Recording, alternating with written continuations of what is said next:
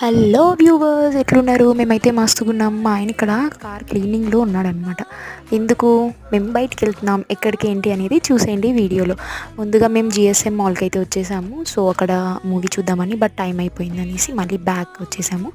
ఇంకా ఇక్కడ మా వాడు ఐస్ క్రీమ్ చూసి ఐస్ క్రీమ్ కావాలని చెప్పి పెద్ద గొడవ చేస్తుంటే వాడికి మాకు అందరికీ ఐస్ క్రీమ్ తీసుకుంటున్నాం అనమాట.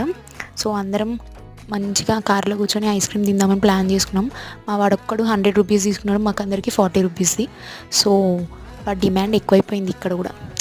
ఏం చేస్తాం, తర్వాత ట్యాంక్ బండ్ అంబేద్కర్ విగ్రహం, డాక్టర్ అంబేద్కర్ గారి విగ్రహం దగ్గరికి వచ్చేసాం. అండ్ సచివాలయం నేనైతే 10 years అవుతుంది ఇక్కడికి రాక. ఇప్పుడు చూస్తున్నాను. సో ఇప్పుడు కూడా మా వాడికి చేపల పిచ్చే. నేను 10 years అవుతుంది, ఎప్పుడో స్కూల్ టైంలో వెళ్ళిన. పిల్లలతోటి బిజీ లైఫ్లో నైట్ రైడ్లు ఉంటే మస్తు ఉంటుంది కదా. ఏమంటారు? కామెంట్ చేయండి. వీడియో నచ్చితే లైక్ చేయండి.